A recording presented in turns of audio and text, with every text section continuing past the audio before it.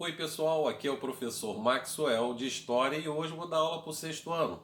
E vamos falar no nosso assunto de hoje sobre os povos hebreus, persas e fenícios. Esses povos, eles são muito importantes para a história da antiguidade. Nós vamos começar com os hebreus. Os hebreus, eles vieram ali da Mesopotâmia, tá? Da cidade de Ur. E a gente ainda tem uma história que você já deve conhecer da Bíblia, que é a história de Noé, tá? Noé estava naquela região ali na época, quando mandou a grande Deus, né, cansado da maldade do homem, vai mandar uma grande inundação. Mas antes de mandar a inundação, manda Noé construir uma arca e nela ele simplesmente manda botar um casal de cada espécie de animais e Noé sair com a sua família dali. Depois passou a época do dilúvio, Deus vai falar com Abraão que vai levar o povo hebreu para a região ali que hoje fica a Palestina, tá? E fica também o estado de Israel, perto do Rio Jordão. E Abraão, naquele momento ali, isso são o período dos profetas, e ele, de repente, por motivo de climático naquela região, ele vai deslocar o povo hebreu em direção ao Egito. Mas nessa história toda tem a história de José, tá? Que era o filho mais novo, mais jovem, que os irmãos, por inveja dele, vai vender ele como escravo e ele vai interpretar o sonho de um faraó e nisso ele vai ganhar uma posição social dentro do governo egípcio. Mas naquela época, o Egito tinha sido dominados, né, pelos Ictos e Ixos, desculpa, né, Ixos. E os Ixos dominando aquela região deixou os hebreus entrarem no Egito. Pouco depois, tempos depois, os egípcios conseguiram reconquistar o seu governo e vão expulsar os Ixos ali daquela região, mas os hebreus ficaram e vão acabar trabalhando em serviço de servidão agora para o faraó. Aí vai vir aquela história de Moisés, né? O menino, o faraó resolve mandar matar as crianças que tinham nascido naquele momento, porque a população hebraica estava crescendo demais. Então, para ele tentar acabar com o problema, resolveu matar as crianças. E aí, a mãe de Moisés coloca ali no cesto, a filha do faraó consegue pegar o cesto, e assim vai, como vocês já conhecem essa história de Moisés. Moisés, ele vai pedir o faraó para libertar o povo hebreu e o que vai acontecer? Deus vai mandar as pragas para o Egito, até que o povo hebreu ele é liberto e Moisés começa a caminhar em direção àquela região da Palestina, mas tem outra coisa também, os 10 mandamentos, Monte Sinai. Moisés vai lá no Monte Sinai, quando chega lá, Deus manda é, é, a, os 10 mandamentos. Depois ele desce, vê lá o povo adorando um outro Deus criado por eles.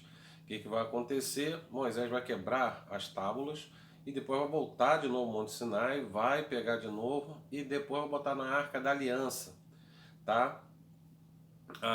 As tábuas com os 10 mandamentos. Depois disso vem o período dos juízes, né? Que vai ter Gedeão, Jefeté e Sansão.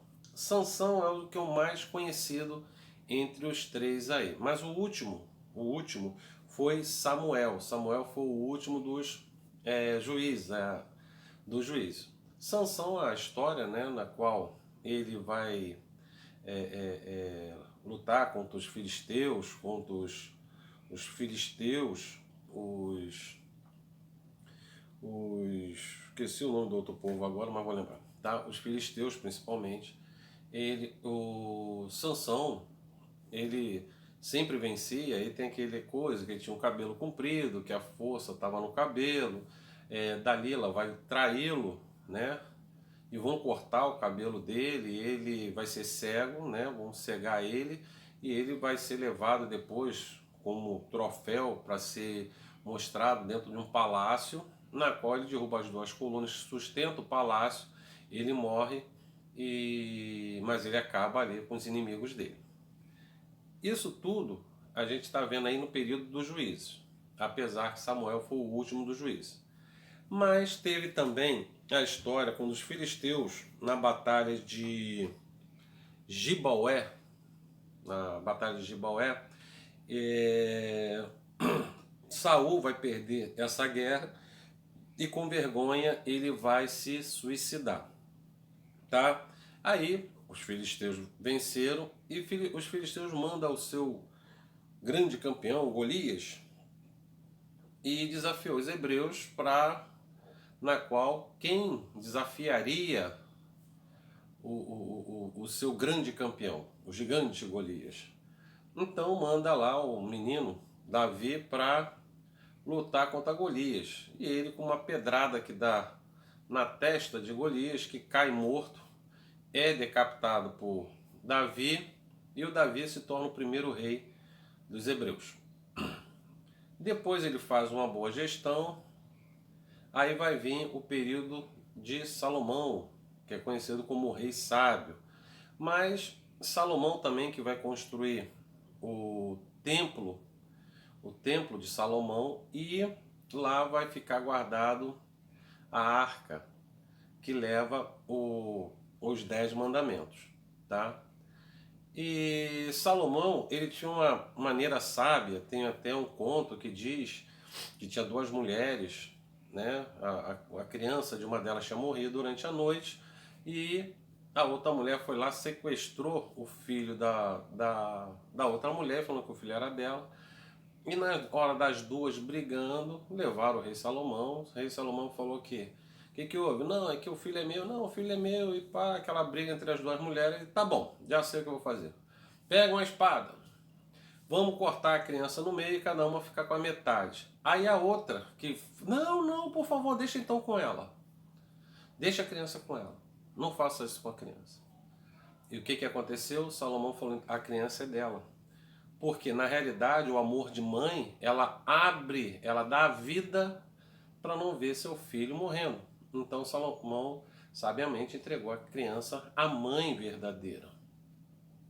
Então Salomão também era um homem que tinha um harém, tinha muitas mulheres, e ele também era um homem que começou, por dificuldades financeiras, começou a aumentar muitos impostos, e isso não era muito de agrado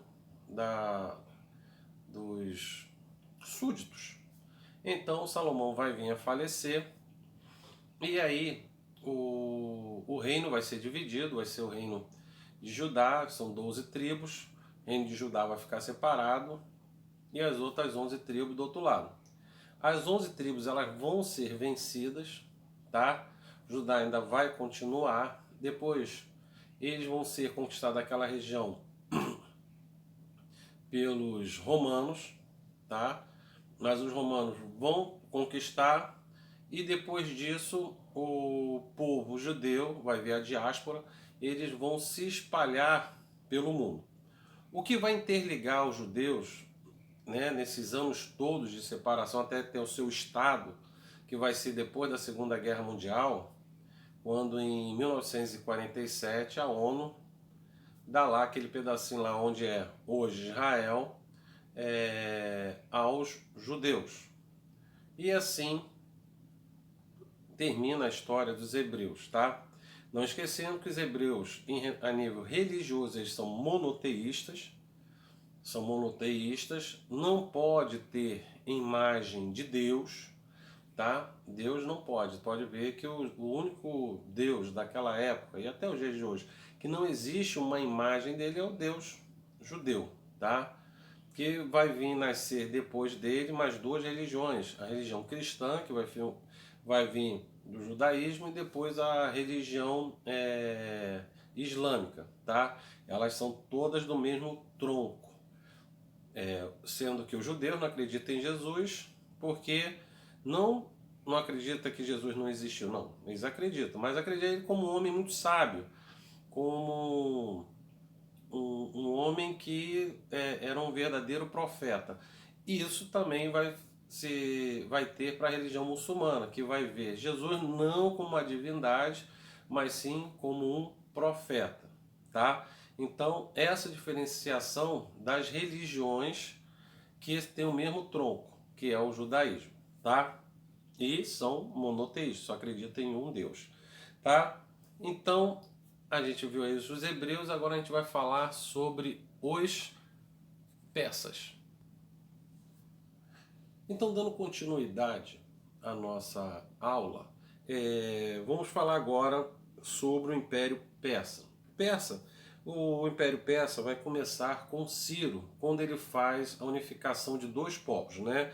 Que vai ser os medos e os próprios persas. Então, assim, ele vai começar a administração e vai começar as conquistas. Ele, depois dele, da sua morte, ainda vai ter mais dois reis que estão ligados a ele, certo? Que vai conquistar o Egito, vai conquistar boa parte ali do Egito e a parte onde fica a Palestina. Também os persas, os descendentes dos persas, são o Irã, tá? Então, o atual Irã eram antigos persas. Então, eu vou conquistar aquela região todinha ali até o norte ali da África, que fica o Egito, tá? Depois vai vir Dário. Dário vai vir vários, mas o primeiro Dário I, para ele se manter no poder, ele vai ter que disputar com alguns concorrentes que querem ficar no comando do Império Persa, e assim ele toma e o Dário vai assumir o poder, vai centralizar o poder sobre ele, tá? Aí vai ser coroado, vai ser como Dário I. Depois vai vir outros reinos, tá? Que vão continuar aquela linha de conquista. Tanto é que tem Xerxes, que vai ser filho de Dário, que vai ter aquela guerra dos 300. Você já deve ter ouvido falar ou ouviram comentar sobre a Guerra de 300, tem até o filme, na qual 300 espartas seguram, né, o exército persa, que é bem maior do que os 300, que só são 300, e enquanto isso, o povo da Grécia vai fugir. Quando os persas conseguem passar pelos 300, eles, quando chegam lá, já não tem mais nada para conquistar, e também dá tempo da organização das cidades-estados combater Xerxes e vencer, tá?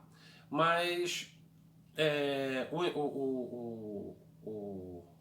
o Império Persa sempre foi virado para a guerra, tá? Sempre por conquistas. E em troca, esses povos tinham que pagar impostos, né, para os povos que ele conquistava tinham que pagar impostos para o Império Persa, tá? O Império Persa só vai vir ao final, tá, no ano 331 a.C., quando Alexandre vai vencer Dário III e assim conquistar aquela região onde hoje é o Irã, que é a antiga Pérsia, tá? Então o povo persa, eles também acreditavam, falando dos deuses deles, eles acreditavam que existiam dois deuses: o deus do bem e o deus do mal, tá? O nome desses deuses, por exemplo, tem o livro Avesta, que era um livro sagrado deles. E dentro desse livro falava lá sobre Aura Mazda, que era o deus do bem, e Arimã, que era o deus do mal. Tá? Então era sempre uma briga entre os deuses do bem e do mal. Claro que no final sempre o bem vencia, tá? Então essa é pequenininha, né? A gente falando aí sobre os persas, apesar do império deles foram duradouro, mas na realidade foi um povo que era virado, né, para a guerra, tá? E agora a gente vai falar sobre os fenícios. Agora a gente vai falar sobre os fenícios. Os fenícios, eles assim ficavam ali na região onde hoje é o Líbano, tá? Era uma região cercada por montanhas e tinha aquela saída para o mar Mediterrâneo. Então, eles na realidade vão ser a economia deles vai ser virada mais para o sentido do comércio, tá? Eles vão fundar várias cidades. Entre as cidades estão Ugari, Sidom e Tiro, tá? Essas três cidades, eu falei essas três, teve várias, mas essas três são importantes, que cada uma era dominante. A dominante, na realidade, era Ugari. Era na cidade, depois vinha a cidade de Sidom e depois de Tiro, tá? Então, outra coisa também é que com as suas viagens ali para o mar Mediterrâneo, ele fundou algumas cidades que se tornou feitorias, na qual onde era feito as manutenções das suas embarcações e também onde eles se abasteciam com água potável para eles beberem e alimentos para continuar a viagem e também continuar seu comércio. Por exemplo, eles iam num povoado que lá vendia, era rico em árvore. Então ele comprava madeira, trocava por outra mercadoria e pegasse a mercadoria, levava para outro lado e assim eles viviam do comércio. A base deles era o comércio e a navegação, tá?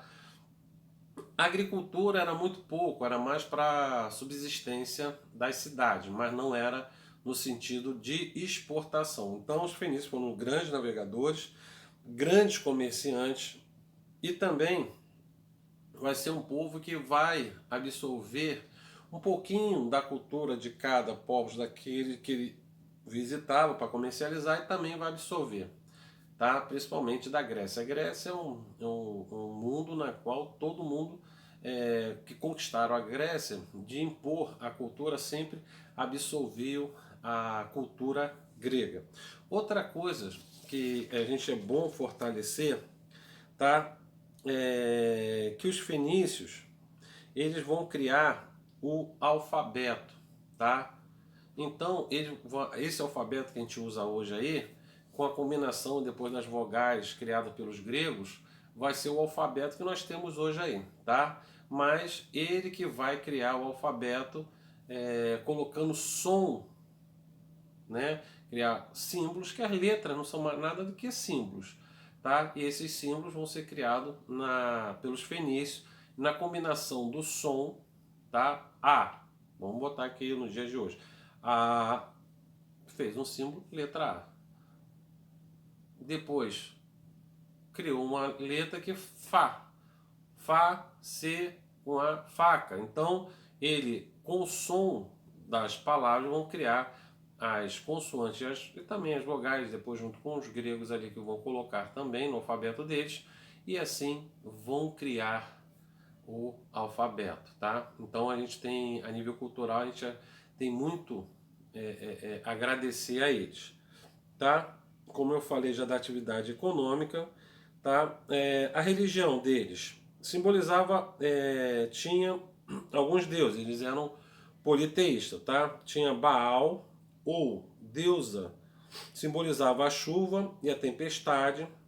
Tinha seu filho, Alian, que era deus das fontes, Astarte, deusa da fecundidade, Adonis e Osíris, do Antigo Egito, representavam o renascimento da vegetação, tá?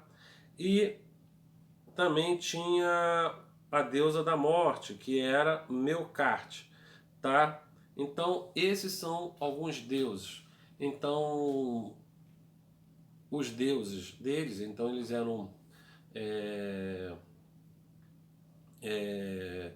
seguia vários deuses, tá? Diferente de nós somos monoteístas, eles eram politeístas, tá? Então eles acreditavam em vários deuses. Então a base dos fenícios é isso, é o comércio, tá? Fundavam cidades. Ah, e esqueci de falar também, tá? Que eu estava falando das cidades. Depois vai vir alguns povos que vão conquistar os fenícios, tá? Essa região ali. E vai caindo cada cidade-estado. Primeiro vai sair a cidade Ugarit, né? Que era uma cidade comercial. Aí quando ela cai, aí vai para os hititas, depois vai vir Sidom, que vai dominar o comércio. Aí vai cair Sidom, aí vai vir, que vai ser conquistado pelos filisteus, tá? E depois vai cair sobre Tiro, que vai ser a cidade, vai ser a cidade comercial. Aí Tiro também vai cair depois, tá? Para os hebreus. Então, os fenícios, eles vão cair, tá? Mas antes disso também, a cidade de Tiro também vai evitar, né, a dominação da Síria, ou assírios, né, naquela região ali também, mas é um povo que vai deixar para gente o comércio, as navegações ali pelo mar Mediterrâneo, e outra coisa também é o alfabeto. Pessoal, espero que vocês tenham entendido tudo aí sobre esses 3 povos importantíssimos que a gente tinha que ter um pouco de conhecimento sobre eles, e espero que vocês tenham gostado da aula. Pessoal, até a próxima videoaula.